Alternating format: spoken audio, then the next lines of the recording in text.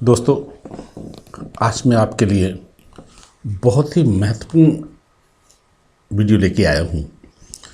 इस वीडियो पे हम ये जानने की कोशिश करेंगे कि यदि हम ईपीएस लेते हैं, देखिए ईपीएस तो निश्चित रूप से लागू होगी ही होगी, क्योंकि सुप्रीम कोर्ट का डिसीजन है। हम पिछले वीडियो में कई बार बता चुके हैं इस बात को। अब सवाल ये उठता है कि ईपीएस में को ऑप्ट करने के बाद आपको जो पैसा जमा करना पड़ेगा वो बहुत बड़ी रकम है। आपको अंदाज़ा भी नहीं होगा। यदि किसी व्यक्ति की एवरेज पे 50,000 रुपये है और वो 2014 में रिटायर हुआ है, सितंबर 2014 में रिटायर हुआ है, तो उसको भी एक विद इंटरेस्ट काफ़ी बड़ा अमाउंट जमा करना पड़ेगा। वो अमाउंट छोटा नहीं है। अभी लोग अंदाज़ा लगा के बैठे हैं कि वो जो उन्होंने मूल कैलकुलेट कर लिया है उस हिसाब से जमा होगा, लेकिन वो इस हिसाब से जमा ना होके पूरा एक इंटरेस्ट के साथ जमा होगा। इस तरह जो लोग 2014, 15, 16, 17 में रिटायर हुए हैं या आज भी रिटायर होंगे या अगले 1 साल में रिटायर होंगे, उनको एक अपने पीएफ से या बैंक से बहुत बड़ा अमाउंट जमा करना पड़ेगा। और जो मेरी नज़र में कम से भी कम 20 से 25 लाख रुपए आता है। 20 से 25 लाख रुपए आज की लोगों के लिए, और जो लोग जो 2014 के बाद रिटायर हुए हैं उनके लिए मात्र 50,000 की एवरेज सैलरी पर भी 11-12 लाख रुपए से ऊपर वो अमाउंट आता है। ये बड़ा मुश्किल है, ये डिसीजन लेना भी बड़ा मुश्किल है कि 12 लाख रुपए 12 लाख से 20 लाख रुपए आपके पास हैं और आप उसे पेंशन के लिए जमा कर दें। तो यदि आप आप कोई चीज़ ऐसी जमा करते हैं तो आप उसमें सोचते हैं कि रिटर्न मिल पाएगा या नहीं, रिटर्न ऑन इन्वेस्टमेंट क्या होगा, क्या रिस्क कितनी है। यदि हस्बैंड या वाइफ दोनों में से, मेनली हस्बैंड या वाइफ जो भी सर्विस करते थे, उनकी डेथ हो जाती है, अर्ली डेथ हो जाती है, तो हमारे पैसे का क्या होगा। ये सभी कंडीशंस हम आज विचार करेंगे और इसमें मैं आपको ये बताने की प्रयास करूँगा कि रिस्क कितनी है। देखिए, सबसे बड़ी बात यह है कि हम लोग ईपीएस में 58 ईयर्स पे पेंशन लगने से स्टार्ट हो जाती है, यानी 2 साल 60 में नॉर्मली हमारा रिटायरमेंट हो रहा है, तो 58 से 60 यानी 2 साल हम उसका रिटर्न लेंगे ही, सर्विस में रहते ही। उसके बाद की जो रिस्क है केवल हम उसको देखें, क्योंकि जब हम सर्विस में होते हैं तब हम एक अलग प्रकार से सोचते हैं कि अभी हमारी मंथली इनकम तो चल ही रही है। यदि डेथ भी हो जाती है किसी व्यक्ति की तो दुनिया भर के इंश्योरेंसेस हैं, वो सब मिलते हैं, तो आदमी अलग प्रकार से सोचता है। लेकिन रिटायरमेंट के बाद एकदम इतना पैसा जमा करना के लिए थोड़ा सोचना पड़ता है। तो चलिए आज हम सबसे पहले हम ये जानेंगे कि हमें कितना पैसा जमा करना पड़ेगा, और इस चीज़ को देखने के बाद में फिर हम ये देखेंगे कि हमारी रिस्क कितनी है और हमारी इतनी है। यदि आप मैं एक टेबल लेके आया हूँ, यदि आप हमारी इस टेबल को बिल्कुल ध्यान से देखेंगे तो आपको अपनी चीज़ें बिल्कुल क्लियरली समझ में आएंगी। ये एक फिगर है, रियल टाइम एग्जाम्पल के साथ में मैंने इन फिगर को बनाया है, और ये मैं आपको बताऊं कि ये मेरी अपनी बेसिक पे है और इसको मैं अभी आज की डेट में भी सर्विस में हूँ, इसलिए मैंने 16 नवंबर 95 से ही ये फिगर बनाई है। और इसको समझने के लिए यदि आप बेटर हो कि आप लैपटॉप या डेस्कटॉप पे यदि आप देखेंगे तो ज़्यादा अच्छी तरह से समझ पाएंगे। हाँ, इससे पहले मैं एक चीज़ और बताना चाहता हूँ आपको कि हमारा जो चूँकि हमें विद इंटरेस्ट जमा करना है, तो एक ये फिगर है 1/4/71 से 31/7/88 तक हमारी जो पीएफ की रेट थी वो 8% थी, और वो 1/8/88 से 1990 तक 8.33% थी, और 1/6/90 से 21/9/97 97 तक हमारी जो पीएफ का रेट था वो 10% था, और 22/9/97 के बाद में हमारा पीएफ का रेट हुआ 12%। इसी ही तरह हमें दोनों अमाउंट लेते हुए ये कैलकुलेट करना है कि हमें कितना पैसा जमा करना पड़ेगा। तो सबसे पहले आइए हम इस टेबल की तरफ चलते हैं और हम ये देखते हैं कि मैं कुछ फिगर हर साल के वीडियो को बहुत ज़्यादा लंबा ना करते हुए, क्योंकि लंबे वीडियो में थोड़ा सा बोरियत हो जाती है, ये मैं समझता हूँ। लेकिन यदि आप इतनी लंबी कैलकुलेशन समझना चाहते हैं तो थोड़ा टाइम तो देना ही पड़ेगा। आइए मेरे साथ इसको बियर कीजिए। तो सबसे पहले हम देखते हैं कि नवंबर 95 16 नवंबर 95 से ये पेंशन स्कीम लागू हुई थी। तो उस समय जो हमारी बेसिक पे, हमारी जो सैलरी थी वो 5,000 रुपये थी। 5,000 में से उस समय 8.33% 4.9 419 रुपये होता है, लेकिन हमारी जो स्टैंडर्ड बेसिक थी वो 5,000 रुपये थी। तो इस तरह, और आधे महीने का पैसा, चूँकि 16 नवंबर 95 से लागू हुई थी, तो आधे महीने का पैसा हमने 208 रुपये उस समय जमा किया था। तो यदि हम देखें इस 208 रुपये पे हमें कितना इंटरेस्ट मिलेगा, ये सिंपल इंटरेस्ट हमें ये 1 रुपये से कम इंटरेस्ट होगा, इसलिए हमने इसे ये इंटरेस्ट नहीं मिलेगा। मैंने इसे राउंड ऑफ किया हुआ है, और जो डिफरेंस है, हाँ, मैं इस पे भी, चूँकि हम इन्वेस्टमेंट की बात करना है, तो मैं एक चीज़ और बताना चाहूँगा आपको कि हमने जो पैसा ऑलरेडी जमा किया है वो हमारा कितना अमाउंट है जो ईपीएफ में ऑलरेडी जमा है, और यदि आप उसे जमा ना करते तो उस पर कितना ब्याज मिला होता आपको। उसको भी आप मान लें कि आपने 1985 से एक इन्वेस्टमेंट किया हुआ है, और उस इन्वेस्टमेंट पे आपको जो रिटर्न मिला है वो एक एक्युमुलेटेड है, और वो एक्युमुलेट पीएफ के अकाउंट में है, जिससे आपकी पेंशन मिलने वाली है। और जो हमें जमा करना है उसकी फिगर ये है, यहाँ पे हमने ये डिफरेंस निकाला है, और ये हमारा बैलेंस मंथ रहेगा, और ये हमने इंटरेस्ट निकाला है। तो इस तरह हमने, और ये जो फिगर है, विशेषकर ये कॉलम जो है हमारा, ये उस के लिए है, उस अमाउंट के लिए है जो अमाउंट हम ऑलरेडी जमा कर चुके हैं। उस पर कितना इंटरेस्ट बनेगा, उस पर मंथली इंटरेस्ट हमारा कितना बनेगा। तो आप देखिएगा कि हमने नवंबर 95 में 208 रुपये जमा किए थे, उसके बाद 417 रुपये हमने जमा किए हैं। यदि हम इसका बैलेंस देखते हैं तो इस महीने का 208 रुपये उस महीने का बैलेंस हो जाएगा, अगले महीने का बैलेंस 417 रुपये जुड़ जाएंगे, तो ये 625 रुपये होगा। इस तरह मैं एक फिगर आपको समझाने का प्रयास करता हूँ कि उससे अगले महीने का ये 1042 रुपये हो जाएगा, उससे महीने का, यानी 417 रुपये को आप जोड़ते चले जाइए, तो मार्च एंड में ये 1876 रुपये हो जाएगा।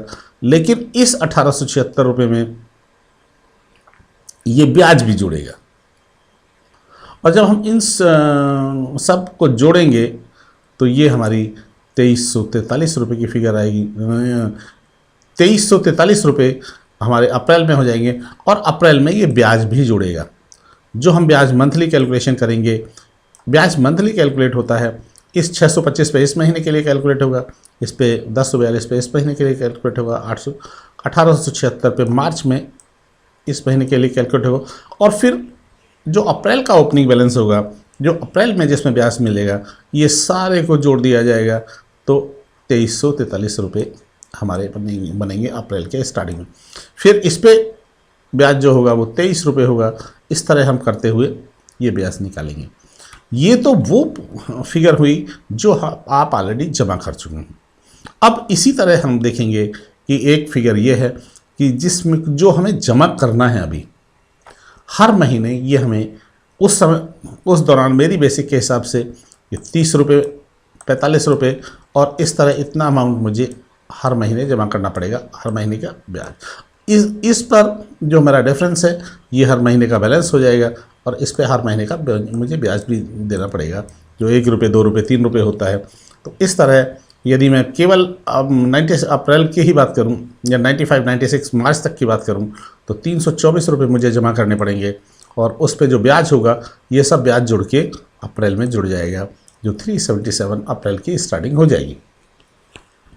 इसी तरह हम देखते हैं, हम एक पूरे साल का फिगर देखते हैं। एक पूरे साल का फिगर समझेंगे तो उससे हम पूरे साल का एक बार समझ लेंगे कि अप्रैल का, जैसे मैंने अभी बताया कि अप्रैल की जो फिगर होगी, जैसे मान लीजिए ये अप्रैल 97 की फिगर है, अप्रैल 97 में हमारा जो मंथली बैलेंस होगा वो स्टार्टिंग में होगा 7903 होगा, और मार्च में हमारा 6930 होगा, और इसका हमारा मंथली इंटरेस्ट ये देखेंगे, ये हमारा लगता चला आएगा, और इस तरह ये हमारा मंथली कैलकुलेशन, मंथली इंटरेस्ट जो है वो एक्यूमुलेट हो जाएगा। और ये मंथली इंटरेस्ट जो यहाँ तक एक्यूमुलेशन के बाद में इसमें आ गया है। यानी यदि यहाँ जो इंटरेस्ट जुड़ा हुआ है 7903 जो फिगर है, ये इस 7903 में, इस फिगर में मैं बता दूं आपको कि इस 7903 फिगर में ये पूरे के पूरे 12 महीने का इंटरेस्ट जुड़ा हुआ है।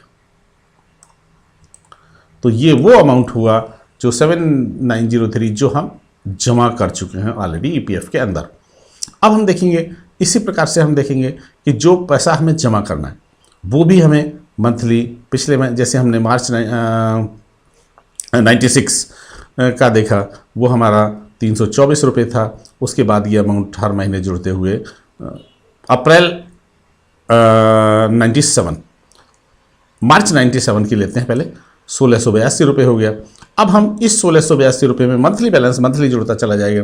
तो यदि हम इसे मंथली इंटरेस्ट कैलकुलेट करेंगे तो मंथली इंटरेस्ट, ये कैलकुलेशन, ये इंटरेस्ट इस अप्रैल के स्टार्टिंग में ऐड हो जाएगा और अप्रैल के स्टार्टिंग में आपका 2035 रुपये ये इसमें हो जाएगा। फिर इस पे इंटरेस्ट लगेगा। इसी तरह हम ये फिगर देखेंगे एवरी अप्रैल में, मैंने अप्रैल को रेड किया हुआ है। एवरी अप्रैल में यदि हम फिगर देखेंगे तो हम पाएंगे, ये आप अंदाज़ा लगा सकते हैं कि हमारी जो, ये हमारी बेसिक पे थी, ये मेरी टोटल बेसिक, ये बेसिक पे थी, इस पे 8.33690 रुपये होता है। लेकिन जो हम ऑलरेडी जमा कर चुके हैं वो 417 रुपये जमा कर चुके हैं। डिफरेंस 141 रुपये आएगा।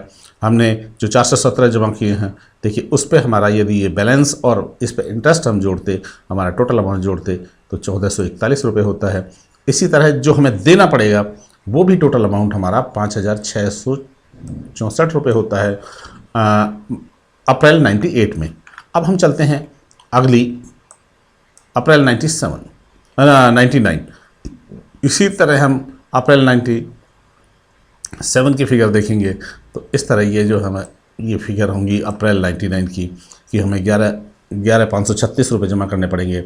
और यहाँ जो हम जितना हम जमा कर चुके हैं उस पर यदि हम ब्याज वगैरह टोटल कर लें और जितना भी मंथली बैलेंस है उसे टोटल कर लें तो 21,106 रुपये आपके हो जाते हैं। और 11,000, देखिए 11,536 हमें जमा करने पड़ेंगे। एक फिगर ऐसी आएगी जब हमारी दोनों फिगर बराबर हो जाएंगी कि हमारा जमा किया हुआ प्लस उस पर इंटरेस्ट और जो हमें देना है प्लस उस पर इंटरेस्ट, ये दोनों फिगर बराबर हो जाएं। फिर हम चलते हैं अप्रैल 2000 में। अप्रैल 2000 में आप देखेंगे कि हमारी हमारी सैलरी थी 11,125 रुपये और जो हमने अमाउंट दिया वो 417 रुपये हम यहाँ तक देते आए हैं। टोटल अमाउंट हो गया हमारा 28,918 इंक्लूडिंग मंथली ब्याज ऑफ 12 मंथ्स, ये देखेंगे आप। और ये हमारा वो फिगर होगी 18,869 रुपये, जिसमें जो हमें अभी देना है। और इसमें ये पूरा मंथली जो ब्याज है, यहाँ तक का ब्याज, पूरा मार्च तक का ब्याज इसमें इंक्लूडेड है। तो इस तरह ये टोटल ब्याज हमारा कैलकुलेट हो जाएगा। अब हम इसी तरह हम अप्रैल 2001 की फिगर देखेंगे। तो अप्रैल 2001 की फिगर हम जब देखेंगे तो हम पाएंगे कि ये बेसिक है और ये टोटल अमाउंट है। ये टोटल अमाउंट हमें देना पड़ेगा। ये टोटल अमाउंट हमारा एक्यूमुलेटेड अमाउंट है ईपीएफ के अंदर और ये हमें देना पड़ेगा 27,981 रुपये इस पे विद वही 12 महीने का ब्याज। अब आते हैं हम जून 2001 में। जून 2001 में स्पेशली इसलिए ले आया है कि यहाँ पे जो हमारी 5,000 थी वेज लिमिट, उसको बढ़ा के 6,500 कर दिया गया था। और बाद में सभी कैलकुलेशंस के लिए 6,500 ही यूज़ किया जाता है, क्योंकि किसी भी व्यक्ति के 10 साल पूरे नहीं हुए थे। 10 साल पूरे 2005 में जाके होते हैं, इसीलिए सारी कैलकुलेशन के लिए 6,500 ही यूज़ किया जाता है। तो यदि हम यहाँ देखेंगे तो ये हमारा 6,500 रुपये हो गया था स्टैंडर्ड बेसिक पे जून 2001 में।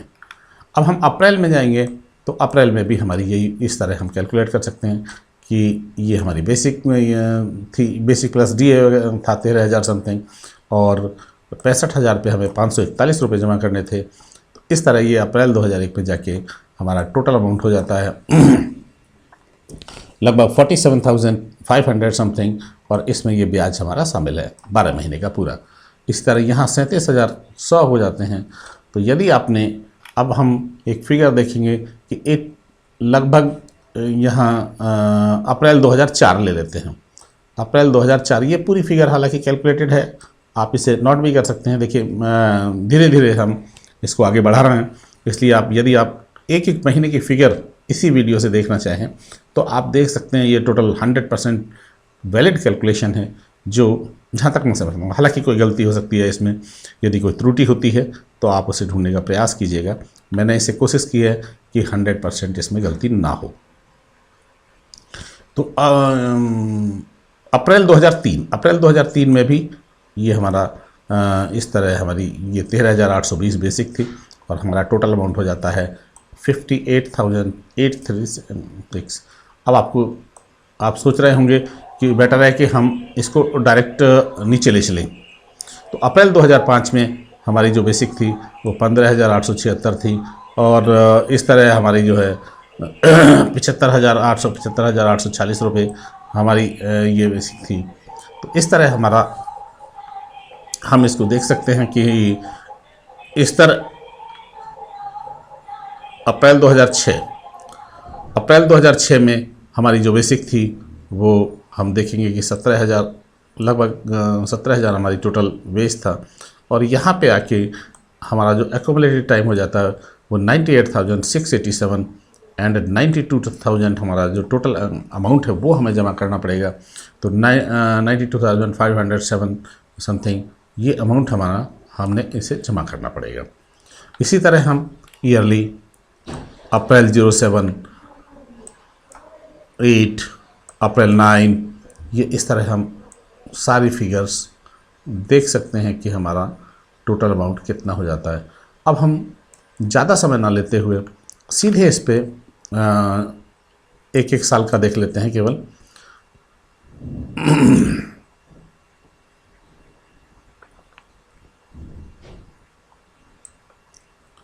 ये हमारी सैलरी थी 38,000 अप्रैल 10 में, क्योंकि उस समय वेज रिवीजन हो चुका था। 2007 वाला वेज रिवीजन हो चुका था, तो उस समय एक सैलरी एकदम बढ़ी थी।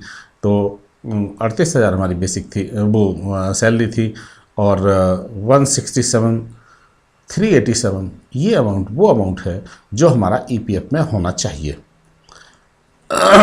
या यूँ कह सकते हैं कि ईपीएफ में हमारा इतना अमाउंट कलेक्ट हो गया था और ये वो अमाउंट है 229,225 ये इतना अमाउंट हमें जमा करना पड़ेगा विद इंटरेस्ट। देखिए ये इंटरेस्ट बढ़ता चला जाएगा आपका, ठीक है जी।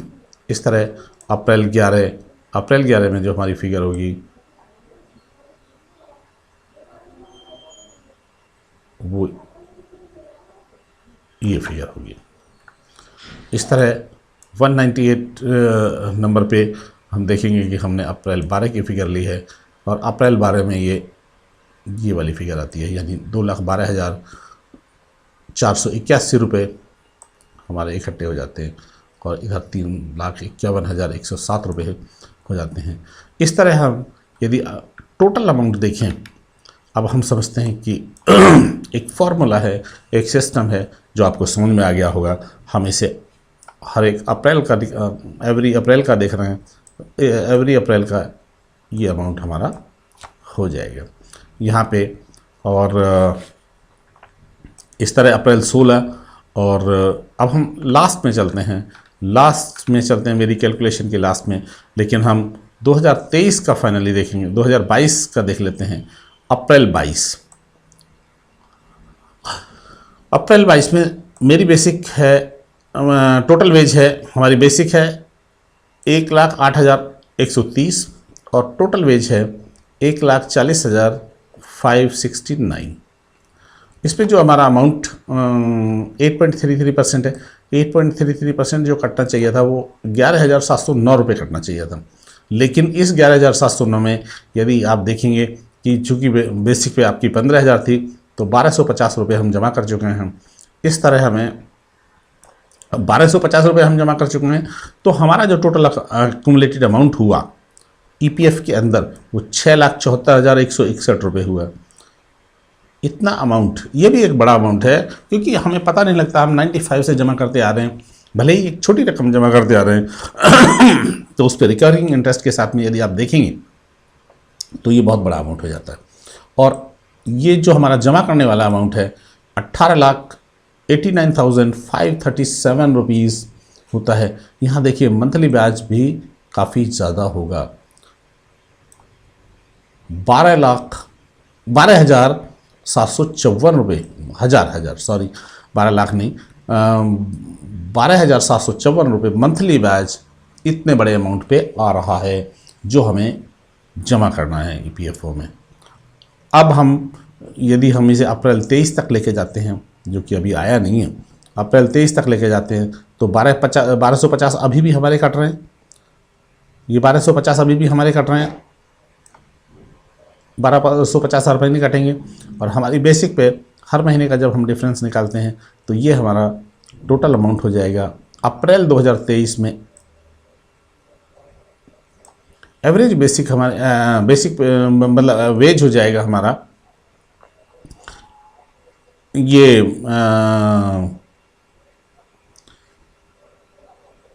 जो हमारा मतलब 8.33% जो हमारा जाना चाहिए था वो 12,896 रुपये जाना चाहिए था, लेकिन हमने 1250 पे दिया है, 1250 ही रुपये दिया है। तो इस तरह 1250 पे जुड़ के टोटल अमाउंट हो जाता है 7,44,325 रुपये जमा अमाउंट, जो हमारा ऑलरेडी जमा है विद इंटरेस्ट। यानी ये 1250 को जुड़ते जुड़ते यदि इस पर रिकरिंग इंटरेस्ट लगाएं आप, जितना भी जमा हमने किया है 95 से लेके, तो ये भी एक्युमुलेटेड अमाउंट हमारा इतना हो जाता है। और इस पे इतना ब्याज हो गया, तो इस तरह ये। और यदि हम ये देखें कि हमें जमा कितना करना है, तो आप ये देखेंगे कि अप्रैल 23 तक 21,79,103 ये अमाउंट हमें जमा करना है और इस पे ब्याज लगेगा 14,709 रुपये। अब चूँकि ये कैलकुलेशन मैंने अपने रिटायरमेंट के हिसाब से ली है, आप अपनी एवरेज निकाल के और यदि उस समय की एवरेज से एक फैक्टर निकाल के एवरेज बेसिक का इसमें मल्टीप्लाई कर देंगे तो अब बिल्कुल आपकी फिगर बिल्कुल 100% आएगी, 100% सच आएगी।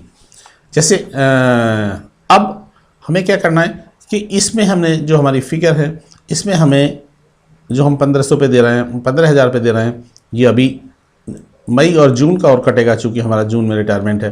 तो यहाँ यदि हम इस फिगर को टोटल देखें 95 से लेके आज तक हमने कितना पैसा जून 23 तक हम जमा करेंगे, 2,46,249 रुपये हमारा टोटल ये अमाउंट मिलके होगा।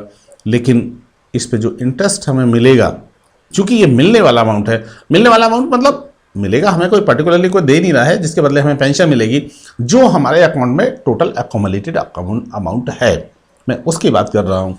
वो है, चूँकि हम इन्वेस्टमेंट की बात कर रहे हैं, हम इन्वेस्टमेंट की बात कर रहे हैं तो आपको पूरा एक एक पैसे का हिसाब लगाना पड़ेगा।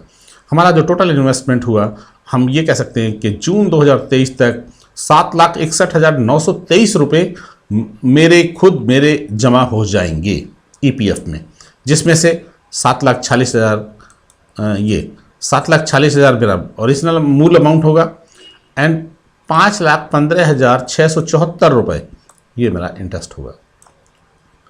ये वो अमाउंट हुआ जो आपका टोटल अमाउंट आज तक कटिंग होने के बाद में, जैसे मान लीजिए आपने 95 से आज तक कोई FD की होती बैंक में, तो उस पर इतना अमाउंट आपको मिला होता और मंथली आपकी इतना कट रहा होता, और जो अमाउंट आपको इंटरेस्ट मिला होता वो इतने सालों में 25 और मतलब 23 और 5 28 साल में ये अमाउंट आपको 7,61,923 रुपये मिला होता। यदि सेम इंटरेस्ट मान लें कि सेम इंटरेस्ट जितना हमें इंटरेस्ट EPFO द्वारा दिया गया है उतना ही बैंक यदि देता है तो, और इसमें ब्याज होगा 5,15,674 रुपये।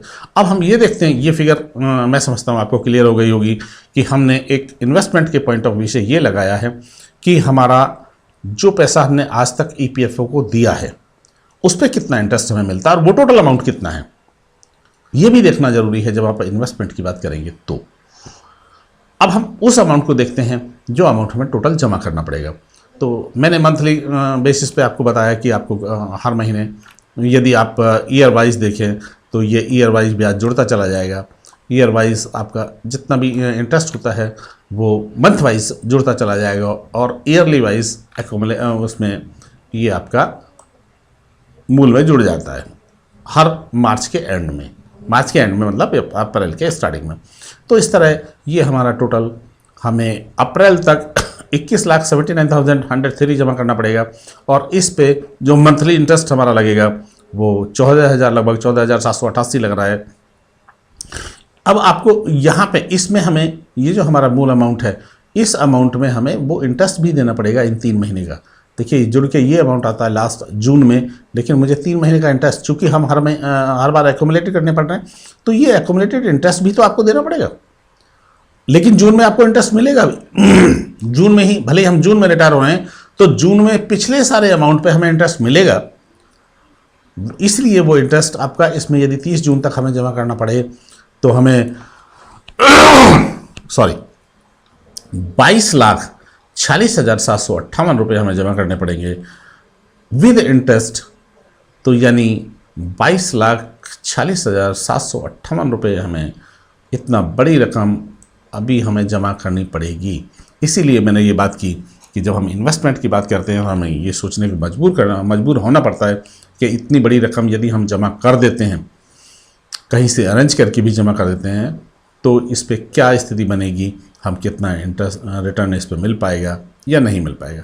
अब मैं एक मोटी मोटी बातें आपको और बताना चाहता हूँ कि यदि मैं ये देखूँ कि इन दोनों फिगर जो मेरा अमाउंट आज तक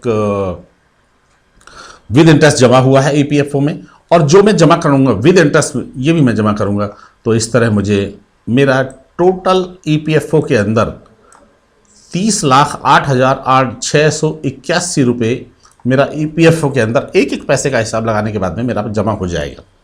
यदि 30,08,681 रुपये हमारे ईपीएफ में जमा हो चुके मतलब जून 30 कट ऑफ डेट मानिए, 30 जून कट ऑफ डेट मानिए आप इसको, तो उस हिसाब से उस पॉइंट ऑफ व्यू से सोचिए। अब हम एक हालांकि मैं पिछले कई वीडियो में बता चुका हूं लेकिन फिर भी इसको थोड़ा सा रिवाइज कर लेते हैं कि हमारी पेंशन जो मिलती है उस पेंशन 2 प्रकार से मिलती है। एक ईपीएफ एक एफपीएस का पोर्शन होता है और एक उसके बाद का पोर्शन होता है। तो जो हमारा बाद का पोर्शन ईपीएफ पहले एफपीएफ 95 से पहले के पोर्शन की बात करें तो हमारे केस में ये इसका 85 रुपीज़ है और 11 साल तक इसका जो फैक्टर है वो 11 साल तक जो इसका फैक्टर है वो 8.31 समथिंग है हमारे केस में। तो इस तरह हमारी जो पेंशन है वो इस पॉइंट ऑफ व्यू से यहाँ देखते हैं कि पास्ट सर्विस की जो पेंशन है हमारी वो यदि हम इस 8.33 इस फैक्टर से 85 इंटू टेबल का फैक्टर जो कि 8.301 है उसको हम 301 ये देखिए ये दिया हुआ है, ये 301 है। यदि हम इसको मल्टीप्लाई कर देते हैं तो हमारी एफपीएफ से पुरानी पेंशन 705 रुपये बनती है। इसको राउंड ऑफ करेंगे 706 भी ले सकते हैं। और दूसरा पोजीशन का दूसरी पेंशन का पार्ट होगा जो ये डे वाइज होता है। 31 अगस्त 2014 तक हमने कितनी सर्विस की है उसके कितने दिन होते हैं, उसके 6,856 दिन होते हैं। तो और उस समय पेंशनेबल सैलरी हमारी 6500 रुपये है। तो इस तरह ये हम पुरानी की बात करना 1744 रुपये हुआ। तो और ये हमारी जो बाद वाली 1/9/2014 वाली पेंशन है, 14 के बाद वाली पेंशन है वो 1892 रुपये 76 पैसे होती है। और चूँकि हमारे 20 साल से ऊपर हो गए तो इसलिए हमें बोनस भी मिलेगा, 2 साल का बोनस मिलेगा। लेकिन ये जो 2 साल का बोनस होता है ये 185 रुपीज़ 7 के लगभग होता है। लेकिन इसमें भी इन्होंने क्या मक्कारी की हुई है कि ये जब इस बोनस को कैलकुलेट करते हैं 2 साल के बोनस, देखिए आज हम 23 साल या 25 साल आज कंप्लीट कर रहे हैं तो आज की जो बेसिक है हमारी, आज की बेसिक मतलब स्टैंडर्ड भी ले लीजिए आप 15,000 ले लीजिए तो 15,000 पे देना चाहिए था हमें ये 2 साल का बेनिफिट। लेकिन 2 साल का बेनिफिट 15,000 पे ना देके ये 6500 पे दिया जाता है, इसलिए ये 185 रुपीज़ आता है। तो आज की डेट में हमारी पेंशन यदि ओल्ड वाली बनती है तो 4529 रुपये बनेगी। अब हम न्यू पेंशन की बात करते हैं। न्यू पेंशन का फॉर्मूला बहुत सीधा साधा है कि एवरेज सैलरी इंटू 28 साल मेरी सर्विस होती है मेरी टोटल सर्विस होती है 95 के बाद में जून 2023 तक, प्लस चूंकि मेरे 20 साल से ऊपर हैं तो मुझे 2 साल का बोनस मिलेगा। इस तरह 30 साल एंड मल्टीप्लाइड बाई 30, तो इस तरह ये सीधी की सीधी पेंशन हमारी 54,442 रुपये बनती है, और जिसमें हमें ये 705 रुपये जुड़ने के बाद 53,737 बनती है। लेकिन हमें ये 705 रुपये का भी बेनिफिट मिलेगा, क्योंकि ओल्ड पेंशन पे तो हमने कंट्रीब्यूशन दिया हुआ है। आप उसको ऐसा नहीं कर सकते कि ओल्ड पेंशन पे जो हमें कंट्रीब्यूशन दिया है वो नहीं मिलेगा, वो मिलेगा ही मिलेगा आपको। यदि आप 95 से पहले ज्वाइन किए हो तो वो जितना भी बनता है, मेरे केस में ये 705 रुपये बनता है, तो 705 रुपये इसमें जुड़ जाएंगे। तो इस तरह मेरी पेंशन 54,442 रुपये होगी। और अब हम इसको ये देख सकते हैं कि 54,442 रुपये यदि हम एक इन्वेस्टमेंट में की पॉइंट ऑफ व्यू से देखें तो हमें ये जो बढ़ी हुई पेंशन के हिसाब से देखें तो केवल 3.9 ईयर्स यानी लगभग 45 महीने में हमारा ये अमाउंट निकल आएगा, जो आज हम जमा करेंगे और पुराने को भूल जाते हैं। लेकिन यदि चूंकि इन्वेस्टमेंट की बात कर रहे हैं तो इन्वेस्टमेंट में बात करते समय हमें टोटल फिगर लेना है। ये वाली जो फिगर है 30,08,881, जिसमें हमने जो जमा किया 2,46,000 आज तक 1,200 रुपये 1,200 रुपये लगाकर 1,250 रुपये लगाकर वो 2,46,249 रुपीज़ होता है। इस पे जो इंटरेस्ट होता है वो 5,15,674 रुपये होता है, और इन दोनों को मिला के जो है हम 7,61,923 रुपये जमा कर चुके हैं।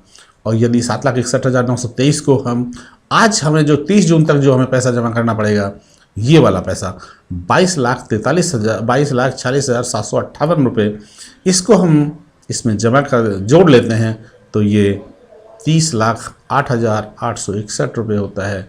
अब यदि हम इसको इस टोटल अमाउंट को देखिए, इन्वेस्टमेंट की बात कर रहे थे तो इन्वेस्टमेंट पॉइंट ऑफ व्यू से ये सोचें कि आज तक मान लीजिए हम ये जमा कर देते तो हमने टोटल अमाउंट कितना दिया ईपीएफओ को, वो दिया 30,08,861 रुपये।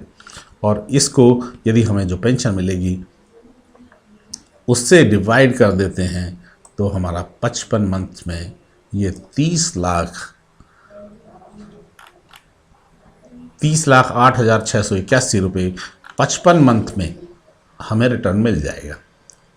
55 मंथ्स यानी 5 साल से भी कम में, 5 साल से भी 5 महीने कम, तो आप लगभग 5.5 साल मान सकते हैं। 5.5 साल से थोड़ा सा ज़्यादा मान लीजिए, 5 साल भी पूरा मान लीजिए, 5.5 साल नहीं 4.5 साल, 5 साल भी पूरा मान लीजिए, तो भी मैं कहूँगा कि ये इतनी बड़ी रिस्क नहीं है। इसमें से 5 साल में भी 2 साल हमारे वो हो जाते हैं जो पेंशन 58 में स्टार्ट हो जाएगी, क्योंकि पेंशन आपकी 58 में लग जाएगी, 58 में हमारी पेंशन स्टार्ट हो जाएगी, तो 2 साल तक का एरियर ये भी मिल जाता है। यानी आपको केवल 63 ईयर्स तक की रिस्क है। 63 ईयर्स से पहले यदि आप सरवाइव करते हैं तो आपने आज तक जितना भी पैसा ईपीएफओ को दिया है, एक एक पैसा लगा के, वो आपका टोटल पैसा आपको वापस मिल जाएगा। लेकिन देखिए, ये वैसे तो ये नहीं कहा जा सकता कि किसकी डेथ कब होगी, ये सब वक्त की बातें हैं, लेकिन ये पॉसिबिलिटी है कि 99%, 100% तो मैं नहीं कहूँगा, लोग 63 से अबव, 65 से अबव सर्वाइव करते ही हैं। तो लेकिन यदि ऐसी कंडीशन में 60 के बाद भी, मान लीजिए 60 या 63 के बीच में जो हमारा अर्निंग मेंबर था वो एक्सपायर हो जाता है, तो उनकी जो वाइफ हैं वो सर्वाइव करती हैं, और वो दुगने पीरियड तक, यानी यदि 63 की बात करें तो वो अगले 3 साल, 60 के बाद हम 3 साल बात करें तो यानी 66 तक सर्वाइव करती हैं, तो भी ये पैसा आपका 100% निकल जाएगा। और उसके बाद जितना भी आप सर्वाइव करेंगे वो आप अपना गेन में काउंट कर सकते हैं। इस तरह मैं देख पाता हूँ कि टोटल कैलकुलेशन करने के बाद में हमारा जो पेंशन फंड होगा, पेंशन फंड में हमने जितना पैसा जमा किया होगा, उससे जितना भी रिटर्न मिला होगा, वो रिटर्न एक अच्छा रिटर्न होगा और इसको बुरा नहीं कह सकते। इसलिए इसमें रिस्क बहुत ज़्यादा नहीं है। रिस्क और रिवार्ड का रेशो यदि देखें तो वो तभी देख पाएंगे कि भाई रिस्क हम कब तक सर्वाइव कर पाते हैं। लेकिन 63 साल से पहले 63 साल होते होते आपने जितना भी पैसा जमा किया है वो आपको रिटर्न मिल जाएगा। एंड 63 साल के बाद जितनी भी पेंशन आपको मिलेगी वो इसका बोनस होगा। तो इस तरह आप डिसाइड कर सकते हैं। आपको डिसाइड, मेरी तो सलाह ये रहेगी, हर आदमी को क्या आप लेना ही लेना चाहिए, पेंशन लेना ही नहीं लेना चाहिए। ये कोई ऑप्शन वाली बात नहीं है कि भले आपको कहीं से भी अरेंज करने का लेना पड़े, लेकिन आपको ये पैसा पूरा जमा करना चाहिए और पेंशन का बेनिफिट लेना ही चाहिए। ये हमारे जो दोस्त लोग आज संघर्ष कर रहे हैं, हमारे जो साथी लोग आज सब संघर्ष कर रहे हैं इस पेंशन को लेने के लिए, वो यूं ही नहीं कर रहे हैं, वो इन्वेस्टमेंट के साथ साथ पेंशन समझते हैं और हमें भी इसको ऐसे ही समझना चाहिए। यदि आप प्योर इन्वेस्टमेंट देखते हैं तो उसमें भी कुछ रिस्क होती है।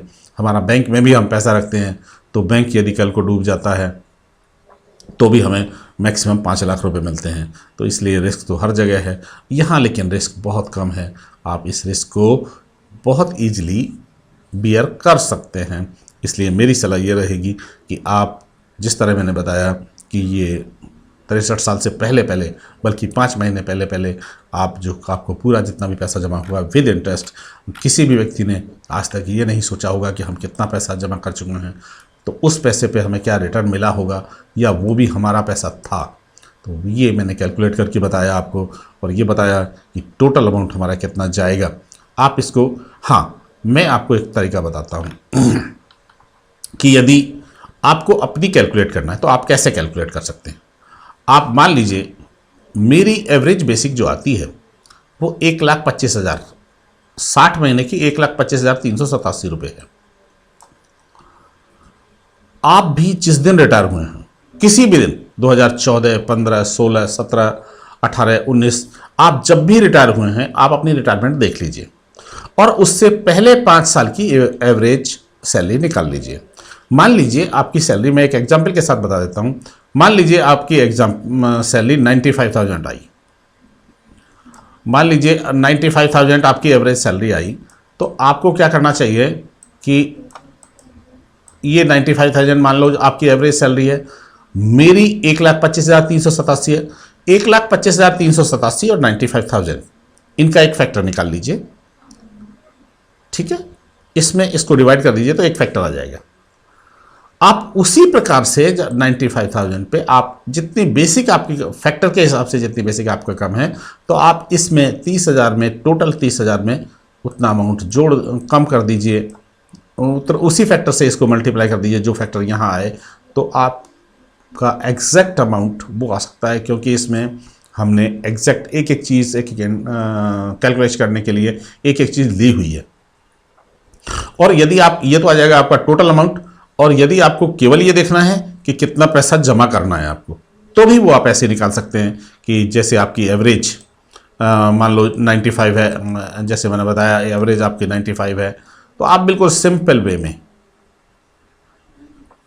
आप इसका फैक्टर निकाल लीजिए और सेम फैक्टर से इसको मल्टीप्लाई कर दीजिए तो आपकी जो बेसिक आपको कितना पैसा जमा करना पड़ेगा वो आपका निकल आएगा।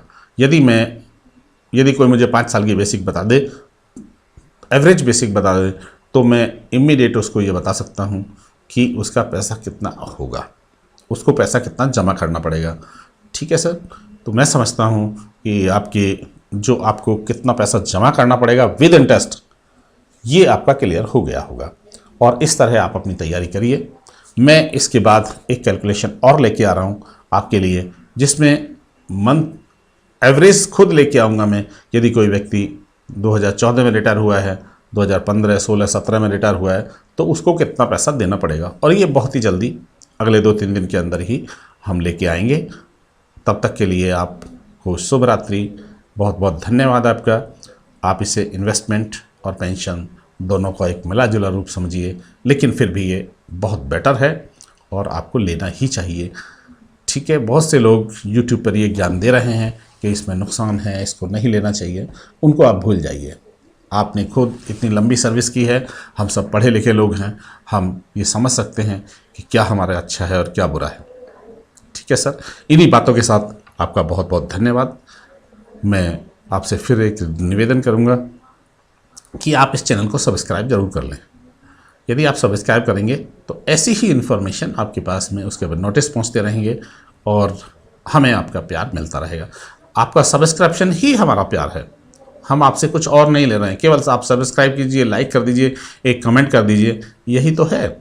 तो यदि मैंने इतनी मेहनत की है आपके लिए तो आप इतना तो कर ही सकते हैं। मैं यदि वीडियो के एक कोने पे जाएंगे, वहाँ भी YouTube सब्सक्राइबर का एक बटन दिया हुआ है, उसको क्लिक करेंगे तो क्लिक करते ही एक विंडो खुलेगी, आप उसे तुरंत वहाँ सब्सक्राइब कर सकते हैं। आपका बहुत बहुत धन्यवाद।